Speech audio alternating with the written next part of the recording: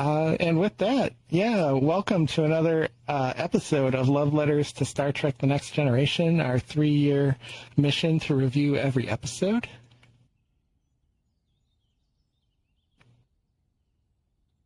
You know, and as always, I like to think of this as a co-creation type of event. You know, the event wouldn't be half of what it was if we didn't have enthusiasts and community members come to share their thoughts about the episodes weekly. So, you know, to give a shout out, 10th Doctor, Lalang, Bonnie, Jimmy, KT, Andy Marie, Rick Rolled. Man, thanks so much for coming.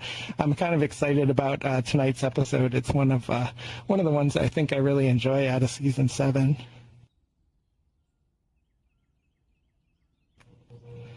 And just want to give a shout out to the programmers of the video screen that we're trying out.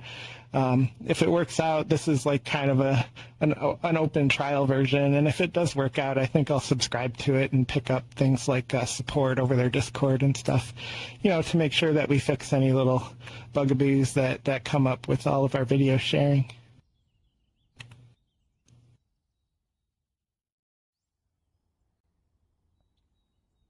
So let's dive into this week's episode, which is Parallels.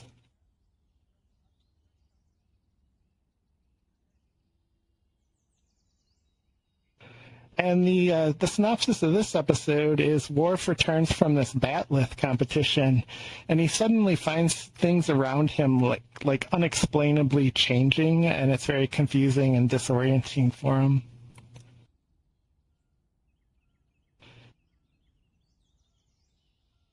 And I'd like to start out with a clip where Worf sets the stage for us on where we're going with this episode.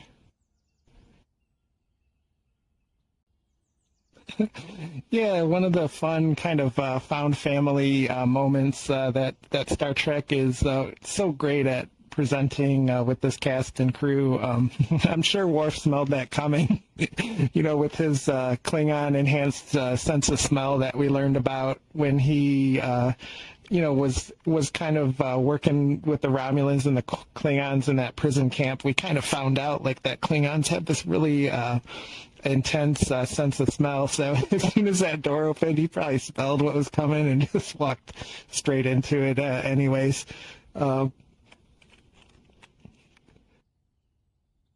But, you know, one of the things that I picked up in that conversation where he was making his log as he was coming back in the shuttle is that he won this batleth competition. And I have to believe that with Worf entering, this would have been like one of the highest batleth competitions with, you know, the highest levels of competition. And how much street cred he must have earned winning that batleth competition. You know, as we know, Worf is really deeply embedded in Klingon culture. He not only overcame this commendation, which is amazing, he brought honor back to his house and got so politically involved with his family's support of putting someone on the council. You know, he's in with Gowron. And then, of course, we have the episode where he encounters the newly cloned version of Kahless, and he kind of seats Kahless as the spiritual leader among the Klingon world. So not only is he have this powerful family with its honor restored, I'm sure word spread about that, but he also knows the leaders of the High Council and the leaders of the spiritual side of Klingon. So he's kind of this almost like this kingmaker, so to speak, and now he's basically a world champion. If you think of maybe like a UFC belt holder or, you know, pro boxing belt holder, he also has that under his belt now too.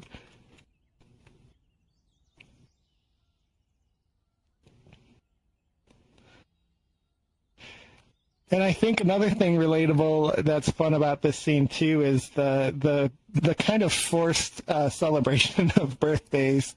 You know, birthdays are kind of a mixed bag for people.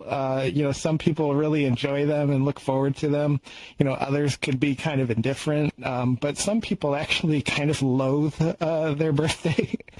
And As a friend, I try to gauge it and respect that. I think it's always nice to send out like a social media shout out, hey, happy birthday.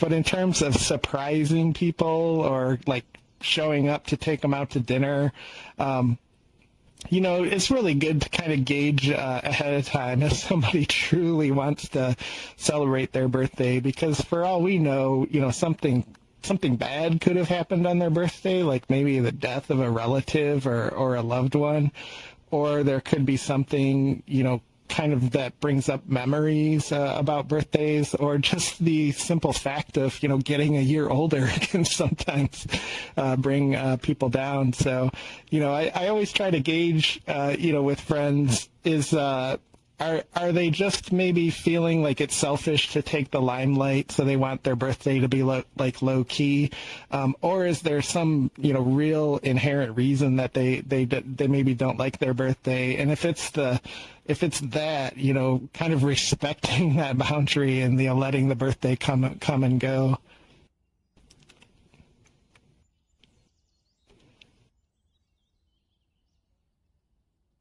And another fun thing about this scene is Ensign Gates gets some actual dialogue. I'm trying to remember the ensign that usually takes the helm after Wesley's character kind of dropped off the show. I don't remember any other episodes if she got lines of dialogue. There might be like one or two where she reports a status to the captain or something. So you could tell she was really eating up having the chance to actually voice something on the camera. And, she actually showed up in 46 episodes of TNG, almost a full third of the run. So, really one of the main kind of background supporting characters. And a little fun trivia tidbit, her and her husband actually competed on the show The Amazing Race. I'm not sure which season it is, but if you ever wanted to really get to know the lady that played Ensign Gates, Joyce there, you can check out that season of Amazing Race.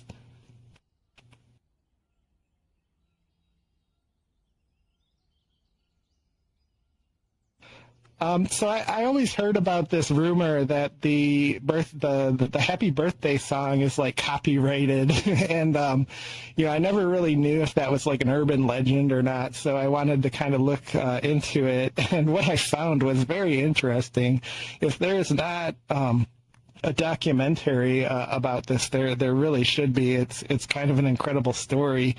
So the original melody of Happy Birthday was actually written by a couple of kindergarten teachers, Patty and Mildred Hill, and this was back in like the 1880s. I think it might have been like 1889 that the song was first published in this book called Songs and Stories for Kindergarten.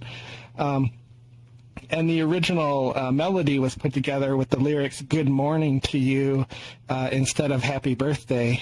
And then around the 1920s, the melody kind of caught fire because people started using the melody to sing the Happy Birthday song. So the lyrics we're familiar with, the Happy Birthday songs, were layered over the melody and kind of had this like national, almost viral, pre-internet viral, like a 1920s viral version of this song kind of caught the nation. And then in 1935, this company, realized that the song didn't have a copyright because the lyrics were changed. So they actually filed for a copyright and started charging royalties to sing the Happy Birthday song. And then eventually sold the rights to who was called the Warner Communications Company. So if you're ever in a like a restaurant, and you know how the restaurants have kind of their own birthday jingle, like the reason for that is they don't want to pay the royalties to sing the Happy Birthday song. So I always kind of found that to be interesting. And then in 2015, a filmmaker by the name of Jennifer Nelson had just had enough that somebody tried to own the lyrics to Happy Birthday, and she took them to court, and she actually won. The court sided with Jennifer Nelson, and the company Warner Chappell, who owned the rights at the time, was ordered to pay $14 million back in fees that they had charged for the Happy Birthday song. So it's kind of a nice little story, a win for the little guys. Because I just think it's atrocious that somebody owned the rights to such like a cultural song. And, if it wasn't for the lawsuit, I think the public domain would have came around like 2056 or something. So it would have still, just went on and on. And as reports, as the reports that I found on the financials, this company was making $5,000 on average a day in royalties for the Happy Birthday song. So just really crazy. But before I move on from this slide, one interesting thing is the initial melody of Happy Birthday is the one that we come to know. But Patty actually rewrote the melody thinking that the song's tonal shifts were really hard to sing, especially for kindergartners. So she kind of refined the melody.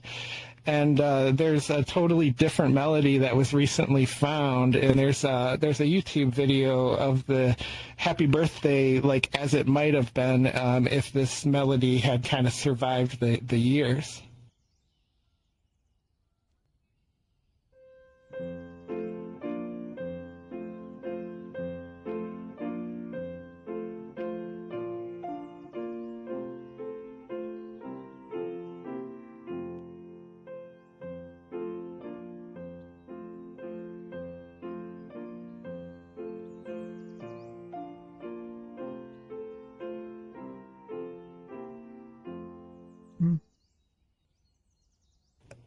So maybe a little anticlimactic there with my working around the keyboard to get it going, but I wanted to play that because I find it to be such a much more pleasing melody, and definitely what I would consider a more refined version of the Happy Birthday melody. And over the years, I've heard people make suggestions for rewriting it because those tonal shifts are kind of harsh in the birthday song. So there it is. The sisters that originally wrote it had recognized that and had fine-tuned it long before the song eventually became famous with the original melody. And welcome, Mason and Ender. Also great to see you, too. So glad you could join us. And a nice avatar. I like that. So these sudden changes kind of start happening as Worf starts going about his daily duties and his life. We start noticing these really strange occurrences, like he cuts a chocolate cake, and then suddenly when he's serving it, he feels a little bit dizzy as Geordi comes over, and the cake is suddenly vanilla. And, Captain Picard wasn't originally at the birthday party, but suddenly after this vanilla cake shows up, he also shows up, even though he wasn't there. And in one scene that I thought was really cool, I don't know if everybody might have caught it, but Data actually had his Brent Spiner's natural blue eye color. So without the context there, we had a moment where Brent was just showing his true natural blue eyes. So a very starkly different look for Data, which I thought was creative to throw into the mix. And then, of course, one of the biggest surprises was, Worf suddenly turns to his left, and there's Wesley Crusher at Tactical.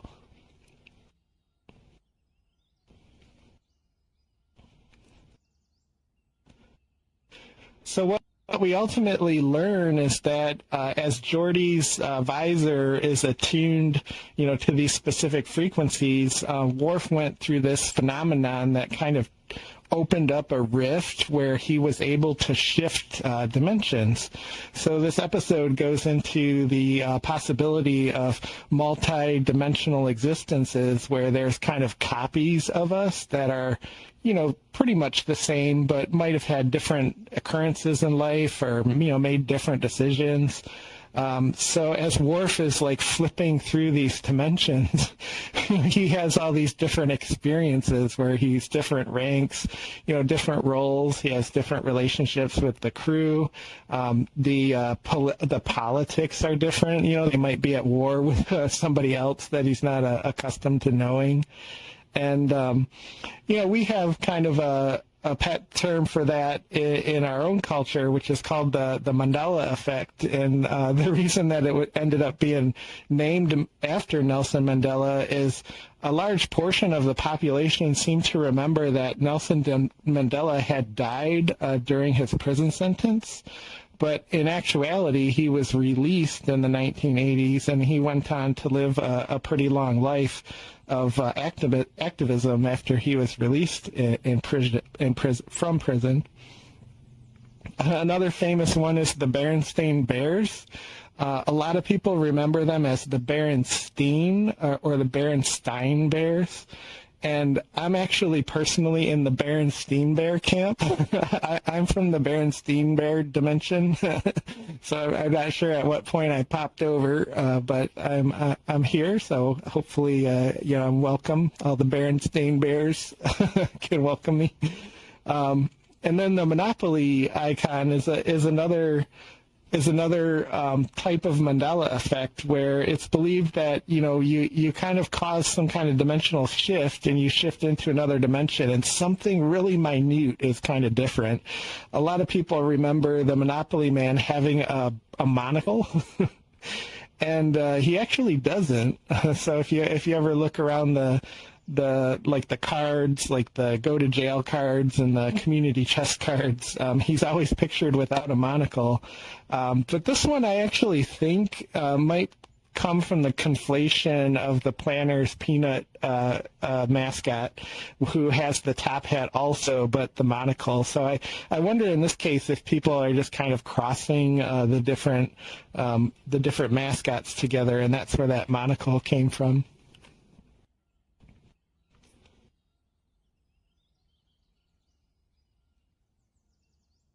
But if we go into the deeper science realm of a multi-dimension, one of the interesting things is the question of whether or not matter can actually exist in other dimensions.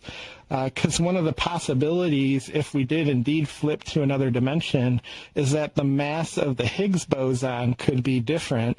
And depending on the mass of the Higgs boson, it can have different properties and effects on things like gravity and the energies and masses of electrons and protons, their ability to kind of stay together and attract one another. So there's these four fundamental fields in physics: the gravitational force, the electromagnetic force, the weak nuclear force, and the strong nuclear force. And, one of the defining characteristics of all of these forces and how strong or weak they are is the mass of the Higgs boson field and how much, gravitation and mass gets created when electrons and protons sort of interact with this Higgs field, so to speak. So if the mass was like any lower or any higher, we could reach instability where matter couldn't really coalesce if the Higgs field was too big, or if the Higgs field was, much lower, then, the universe might never have expanded. It might have just held itself kind of together. So if we ever truly flip to another dimension, we might find ourselves in an immediate peril because the laws of physics would totally have fundamentally changed.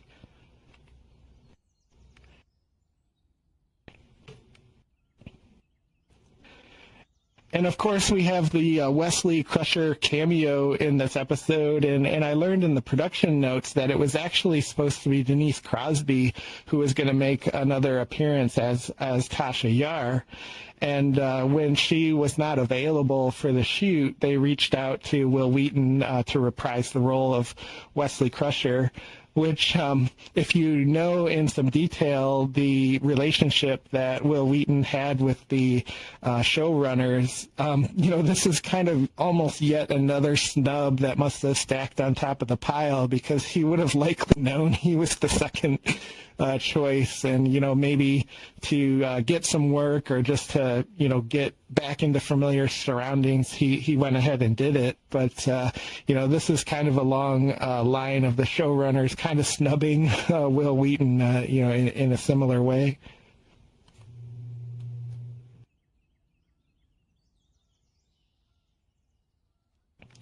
But this episode contains kind of one of the most exciting scenes for me in Star Trek. My favorite Star Trek moments are kind of like the science, the pseudoscience, and the science fiction.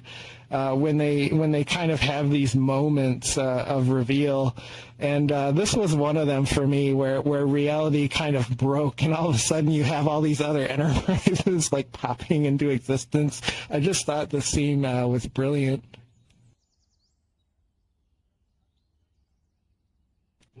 So just a super fun scene there where this Bajoran ship, because as Worf is flipping through these dimensions, they have different enemies. Sometimes, one time he's even popped into like the middle of a battle, of a firefight. He has no idea what's going on, but their disruptors caused this kind of chain reaction, which opened up more rifts, and suddenly they're surrounded by thousands of other enterprises. And another thing I noticed is a little Easter egg. Part of me almost wants to go back through this episode and try to find all the things that are different. But I think this little goomer here was actually drawn in. It looks like it could be like a drawing. But that's like another one of the little differences that they threw in to kind of give you that immersion of being in a different dimension. But yeah, Rickrolled, I'm not sure if you can hear the voice or not, but we're getting a little bit of feedback from you. If you could maybe mute if you can hear us, but no big deal. It's not too big of a deal. Just throwing it out there. Thank you.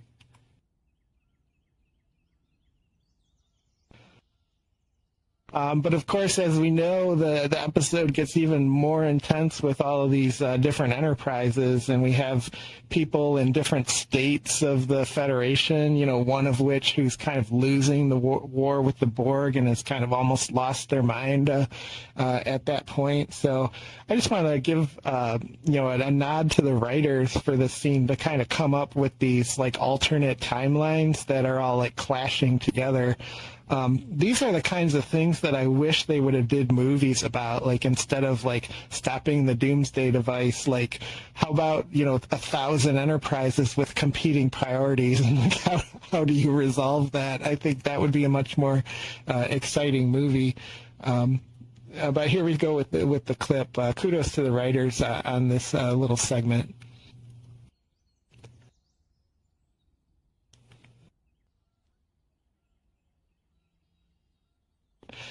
So yeah, definitely an interesting little turn there to add some tension and excitement to the situation, and it's really tough to see Commander Riker in this state where he looks disheveled and defeated. It's almost a scene kind of out of Battlestar Galactica even, but. It's really interesting for the writers to bring in all these different viewpoints that the other ships, must have. I wonder all the different notes they could take. They would probably have a full like security layout of the whole sector on like what each of the different races around the Federation are have, and they could share technology. So I think you could really break this out into a nice plot for like a full motion picture setting. But, it is kind of tough to see Commander Riker seem to kind of lose his composure and his sense of self. But we can always lean back on what Quark said in Deep Space Nine is never underestimate what humans are capable of when they lose their creature comforts. I think there's an example there that we can all see.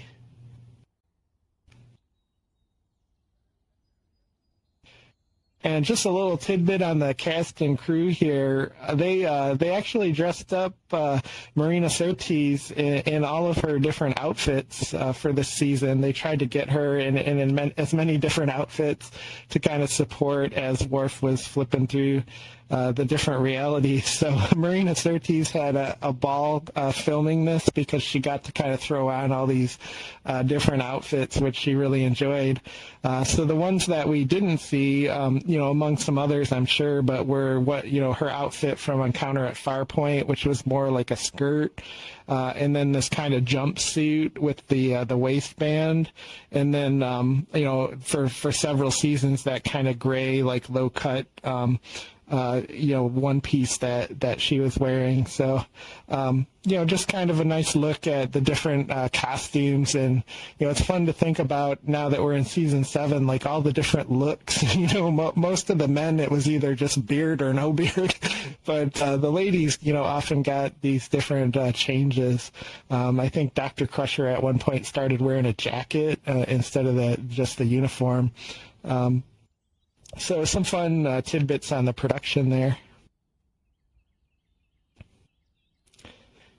And of course, one of the controversial sides of this episode is the writers introduced this plot line where Worf and Troy get together as a romantic couple.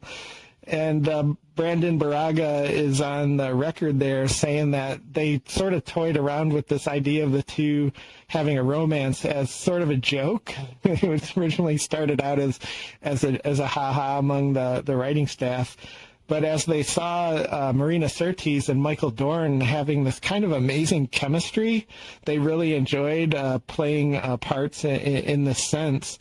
And we got to see a little bit of it before, like when she was involved with him and Alexander and trying to settle the dispute as Worf was raising Alexander. So she became kind of a very close friend. And yeah, it's interesting. It's mixed. Some people like the relationship and some people don't.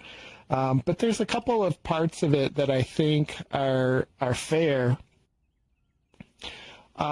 One of which is the attachment theories. If you're familiar with the attachment theories in the field of psychology, it's the theory is that basically we form our attachment style when we're very young in how we form relationships with our parents.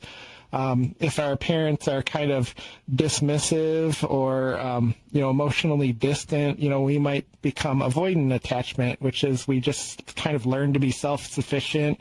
When we're coping, we want to retreat from the situation, and, relating can kind of be stressful for an avoidant attachment when you're trying to cope with something.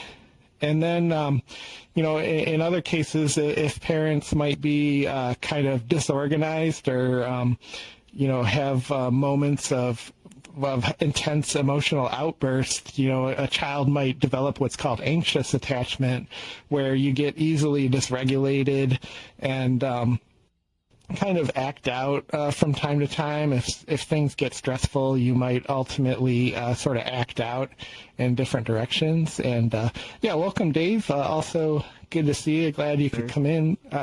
We're just reviewing an episode of Star Trek, and I'm going to open it up for discussion here pretty soon. Yeah, welcome.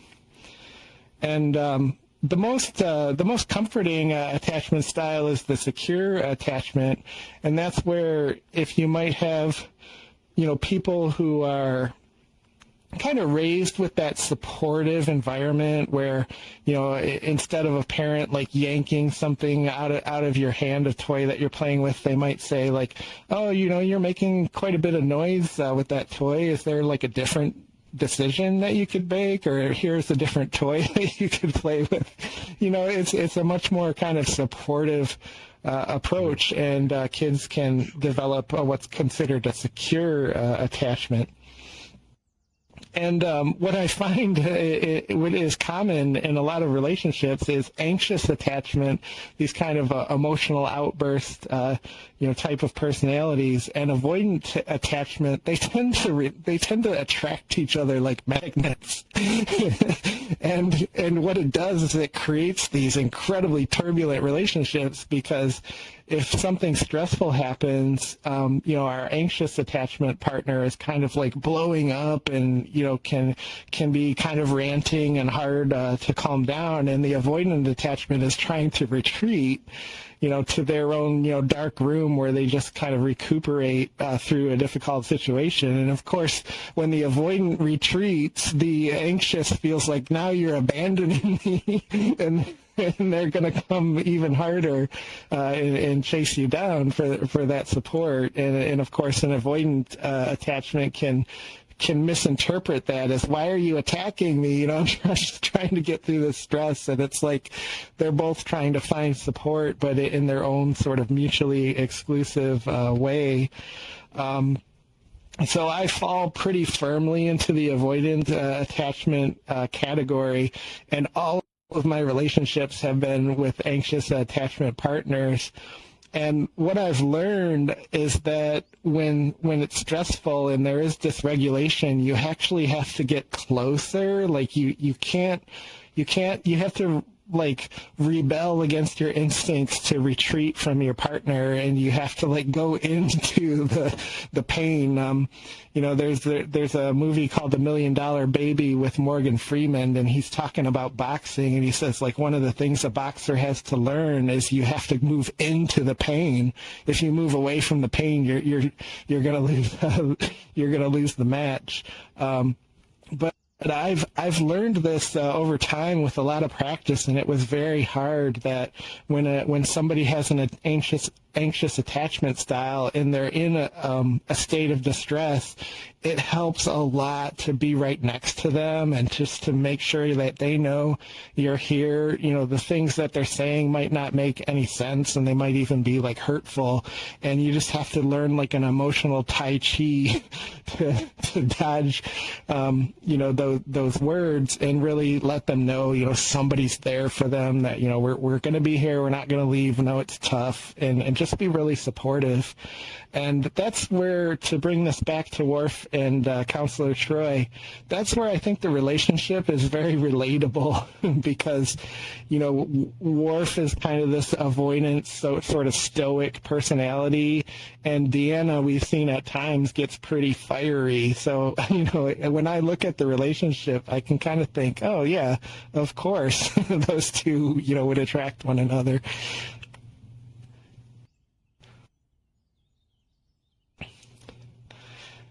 And I also love how it defeats this like waiting partner trope. In a lot of movies we have like this person that's a supporting character kind of in the background who absolutely loves and adores the main character, and it's incredibly obvious to everybody, friends and the main character themselves, but they sort of just keep them in this holding pattern, like they're not ready, or they don't want to face like rejection, they don't want it to not work out, so they never really kind of try to take the relationship closer.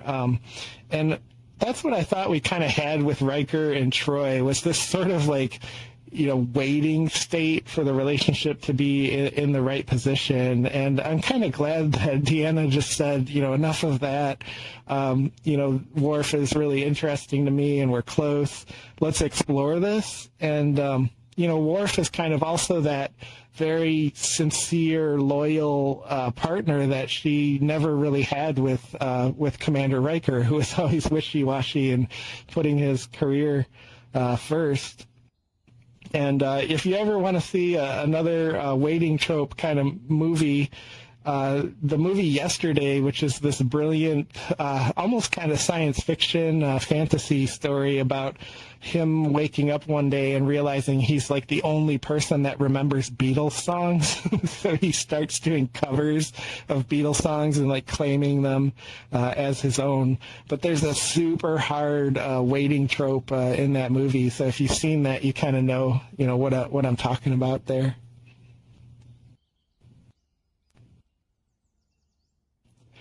And Q's judgment is taking Star Trek to a whole new dimension.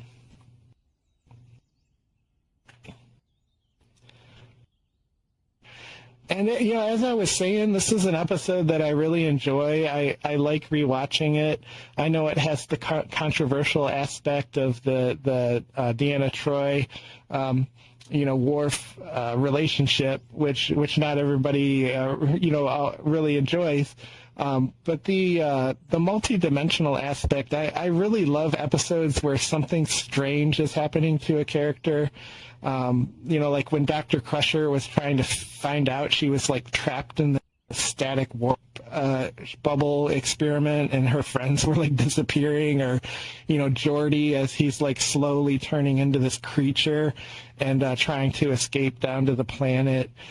Those are some of my favorite episodes, and even like knowing the mystery, they're still kind of fun to rewatch. So I love the kind of deep and pseudo sci-fi of this episode. I thought it was immensely entertaining.